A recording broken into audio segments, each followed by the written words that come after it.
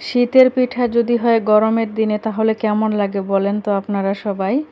আর এই পিঠাটা কিন্তু আপনারা বলেন মেরা পিঠা আর আমরা বলি কিন্তু গুড়গুড়িয়া পিঠা।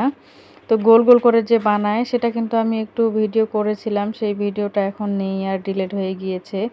তো আমরা কিন্তু গুড়গুড়িয়া পিঠা বলি, আপনারা মেরা পিঠা বলেন। আর এই পিঠাটা আমি কিন্তু ২-১ দিন আগে আমি রাতের বেলা রুটি বানিয়েছিলাম। তো তখন কিন্তু আটার যে ডোটা ছিল সেটা আমি পুরোটাই বানাতে পারিনি, অনেক বেশি খারাপ লেগেছিল আমার। তো সম্পূর্ণ রুটিগুলো বানাতে পারিনি, সেজন্য করেছিলাম কি আটার যে ডোটা ছিল সেটা কিন্তু আমি ওই মেরা পিঠা বানিয়ে দিয়েছিলাম। ৬টা পিঠা হয়ে গেছিলো, ৬টা-৭টা। তো সেটা কিন্তু বানিয়ে আমি সিদ্ধ করে রেখে দিয়েছিলাম ফ্রিজের মধ্যে। আর এখন কিন্তু বিকেলবেলা আমি এখন বের করলাম, বাচ্চারা বলতেছে যে খাবে।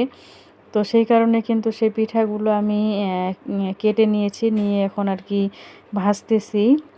তো এই পিঠাটা কে কে পছন্দ করেন অবশ্যই আপনারা বলবেন।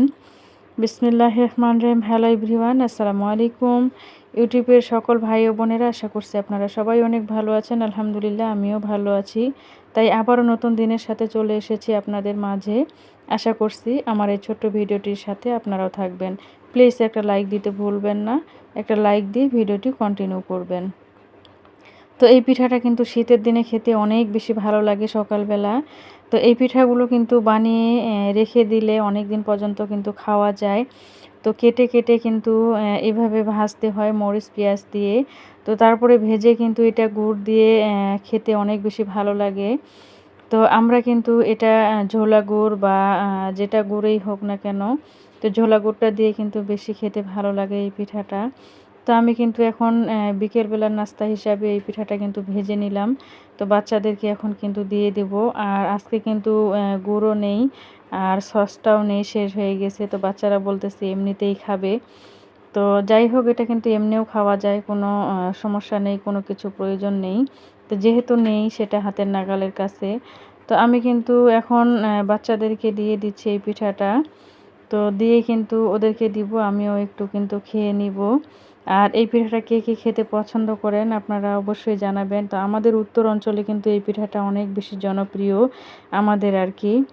তো তারপরে কিন্তু আমি কিছু মরিচ ছিল, কাঁচা মরিচ, সেই মরিচগুলো কিন্তু আমি এখন গোটাগুলো ছুটিয়ে নিব। তো ফ্রিজের মধ্যে এইভাবেই ছিল কিন্তু। তো দিনের বেলা কিন্তু সময় হয়নি। আর এখন যেহেতু সন্ধ্যাবেলা, সন্ধ্যা বলতে এখন কিন্তু রাত প্রায় 10টা বাজে। তো এখন কিন্তু সম্পূর্ণ কাজকর্ম শেষ করে এখন আসলাম মরিচগুলো নিয়ে। এগুলো মরিচের যে গোটাগুলো সেগুলো কিন্তু আমি এখন ছুটিয়ে নিব। আর দেখেন আমার 2 মেয়ে 2 পাশে বসেছে আর আমি এক পাশে বসেছি। তো 3 মা মেয়ে মিলে কিন্তু আমরা গল্পগুজব করতেছি। আর কিন্তু আমরা মরিচের গোটাগুলো ছুটাচ্ছি। তো বাচ্চাদেরকে বলতেছি তোমরা ছুটাইও না, হাতের মধ্যে ঝাল ধরবে। তো ওরা কিন্তু বুঝতেছে না, ওরা বলতেছে না আমরাও করব। তো 3 মা মেয়ে মিলে কিন্তু আমরা কথা বলতে বলতে একে একে মরিচের গোটাগুলো কিন্তু ছুটিয়ে নিলাম। আসলে অনেক সময় রাতের বেলা কিন্তু ঘুম ধরে না, তখন আমরা কি করি, তো অনেক যেগুলো কাজ আমরা দিনের বেলা সময় পাই না সেগুলো কাজ কিন্তু রাতের বেলায় আমরা করেই নিই। তো আসলে রাতের বেলায় কিন্তু নিরিবিলি অনেক কাজও করা যায়। তো আমরা কিন্তু সব মরিচের গোটাগুলো ছুটিয়ে নিলাম। তো তারপরে আমার আরও কিছু আদা ছিল ফ্রিজের মধ্যে, সেগুলো কিন্তু শুকিয়ে যাচ্ছে। সেই আদাগুলো আমি বের করলাম। তো বের করে সেই আদাগুলো কিন্তু বসে বসে এখন আমি সুন্দরভাবে ছিলে কেটে আমি রেখে দেবো ফ্রিজের মধ্যে। আর আমি যেহেতু তরকারি রান্না করার সময় আমি সাথে সাথেই কিন্তু সব কিছু বেটে দেই শিলপাটার মধ্যে, সেই কারণে কিন্তু আমি এগুলো ব্লেন্ডার করে রাখি না। তো এগুলো যেহেতু শুকিয়ে যাচ্ছে সেই জন্য সিলে আমি সুন্দর করে কেটে রেখে দিব বক্সের ভিতরে। তারপর যখন প্রয়োজন হবে প্রয়োজন অনুযায়ী আমি বের করব, বের করে কিন্তু আমি বেটে দিয়ে দিব। তো আদাগুলো সিলতে কিন্তু আমার অনেক বেশি সময় লেগে গিয়েছিল। তো এগুলো কিন্তু করতে আমার প্রায় 1 ঘন্টায় লেগে গিয়েছে। তারপরেও আমি কিন্তু এগুলো মনের সুখে আর কি ধীরে ধীরে করেছিলাম। তো যেহেতু রাতের বেলা আর কি কোনো কিছু প্যারা নেই যে আরও অন্য কাজ আছে আমার, তো ধীরে ধীরেই কিন্তু করেছিলাম, একে একে আদাগুলো ছিলে নিয়েছিলাম। তো আমার এই ভিডিওটির সাথে যারা আছেন আপনারা একটা লাইক দিতে ভুলে গিয়েছেন, প্লিজ একটা লাইক দিয়ে বাকি ভিডিওটুকু কন্টিনিউ করবেন। আর এইরকম সাদামাটা লাইফস্টাইল ভিডিও যদি আপনাদের কাছে ভালো লাগে অবশ্যই চ্যানেলটির পাশে থেকে যেতে পারেন, চ্যানেলটি সাবস্ক্রাইব করে। আসলে একটা ভিডিও তৈরি করা অনেক বেশি কষ্টকর, তো অনেক কষ্টের মাঝেই কিন্তু একটা ভিডিও আপলোড করতে হয়। আপনারা প্লিজ ভিডিওটি টেনে হেঁচড়ে না দেখে সম্পূর্ণ ভিডিওটি দেখে একটা সুন্দর মতামত জানিয়ে যাবেন। আর আমার আগের ভিডিওতে অনেক আপুরা অনেক সুন্দর সুন্দর কমেন্ট করেন, আপনাদের কমেন্ট দেখে আমার কাছে অনেক বেশি ভালো লাগে, মনে হয় যে কাজ করি। তো আমার ভিডিওতে আমি জানি না কেন ভিউ এত কম হচ্ছে, আপনারা প্লিজ একটু বলবেন আমার ভিডিওতে কি সমস্যা আছে। তো আসলে আমি জানি না কেন আমার ভিডিওর মধ্যে ভিউ হয় না, তো অনেক সময় অনেক বেশি খারাপ লাগে। তো আসলে আমার ভিডিওর কোয়ালিটি তেমন একটা ভালো না আমি জানি, আর ক্যামেরার কোয়ালিটিও অতটাও ভালো নয়। তো তারপরেও আমি কিন্তু চেষ্টা করি, আর বিশেষ করে আমি যে ভিডিও আপলোড করি আমি কিন্তু অনেক মানে বাজে একটা পরিস্থিতির মধ্যেই কিন্তু আমি ভিডিওটা আপলোড করি।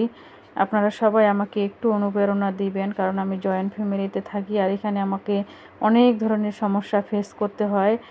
এত কষ্ট করে আমি ভিডিও তৈরি করি, মনের মধ্যে কিন্তু অনেক ইচ্ছা থাকে, অনেক সবাই চায় যে আমার ভিডিওর কোয়ালিটিটা ভালো হোক, ভিডিওটা ভালো হোক, কারণ আমার ভিডিওটা যারা দেখবে তাদেরও একটা ভালো লাগার ব্যাপার আছে, তাই না? তো আমি যতটুকু পারি চেষ্টা করি আপনাদের মাঝে ভালো কিছু উপহার দেওয়ার জন্য। আমি জানি না কতটুকু পারি, তবে এটাই হচ্ছে আমার লাইফস্টাইল। আর আমি কিন্তু আদাগুলো এখন বক্সের মধ্যে রেখে দিব। তো এগুলো সেলতে অনেকটা সময় কিন্তু লেগে গিয়েছিল। তো আদাগুলো আমি কিন্তু বক্সের মধ্যে রেখে দিলাম, আর এইভাবে কিন্তু আমি এখন ফ্রিজের মধ্যে সংরক্ষণ করব। আর যখন প্রয়োজন হবে তখন কিন্তু সেই প্রয়োজন অনুযায়ী আমি বের করে বেটে ব্যবহার করতে পারবো।